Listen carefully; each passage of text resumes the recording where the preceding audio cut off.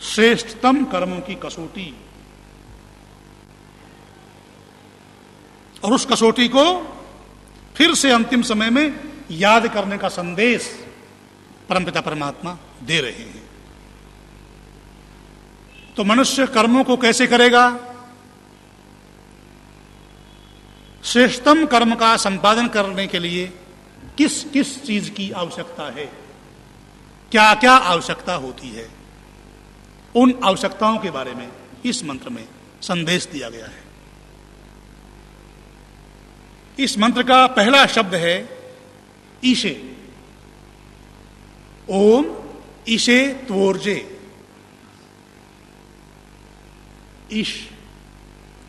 ईश माने मोटी भाषा में यदि कह दें तो ईश माने इच्छा।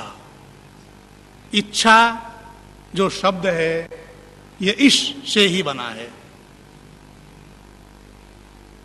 आप कर्मों को करते हैं, कोई भी कार्य करते हैं, आप यहां मंदिर में सत्संग में आए हैं, प्रवचन सुनने के लिए आए हैं, तो सबसे पहले आपने इच्छा प्रकट की है मन में।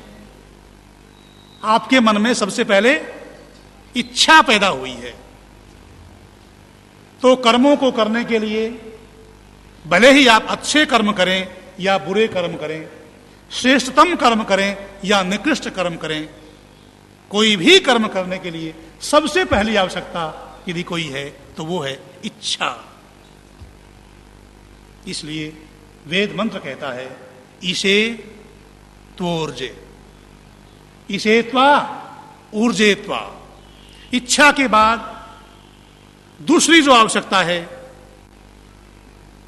वो है शक्ति की, क्षमता की, ऊर्जा की, बल की।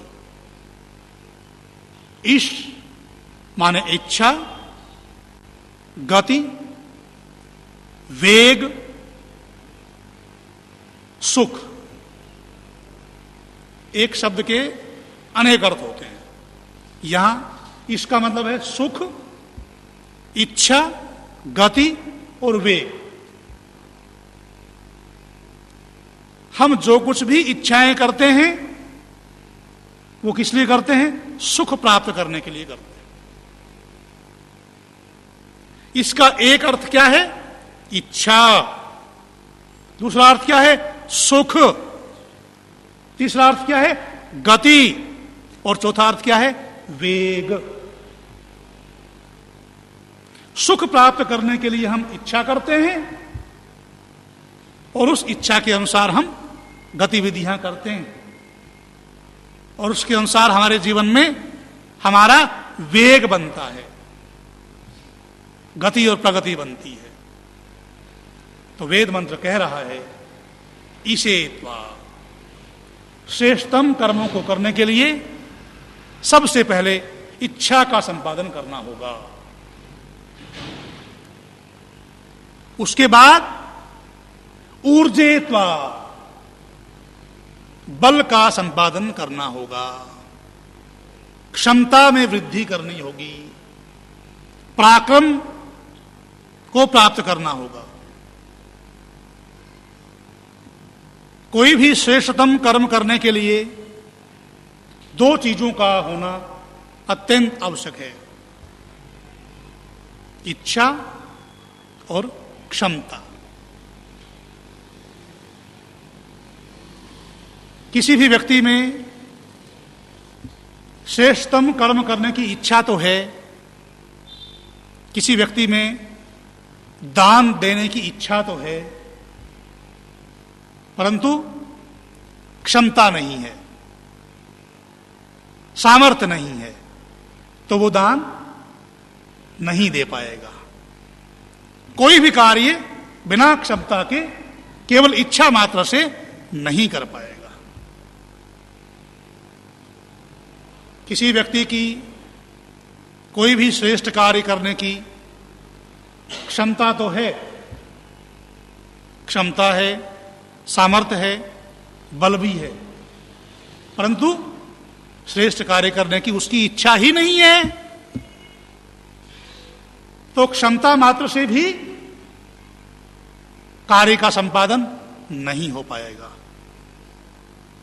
कार्य का संपादन करने के लिए ईश और ऊर्जा, इच्छा और क्षमता दोनों का होना अनिवार्य है।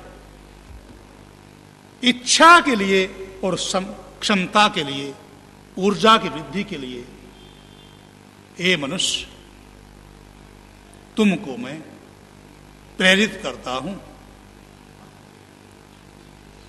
वायु को वायु क्यों कहते हैं? क्योंकि ये गति करती है। भौतिक वायु गति करती है, बहती है, इसलिए इसको वायु कहते हैं। आत्मा को वायु इसलिए कहते हैं क्योंकि ये भी गति करती है। आत्मा का अर्थ ही क्या है? अत सातत्य गमने, जो निरंतर गति कर रहा है, जो निरंतर प्रगति कर रहा है, जो कभी ठहरता ही नहीं है, इसलिए आत्मा को भी वायु कहा गया। तो ए वायु, ए मनुष्य, तुमको श्रेष्ठतमाय कर्मणे, श्रेष्ठतम कर्मों को करने के लिए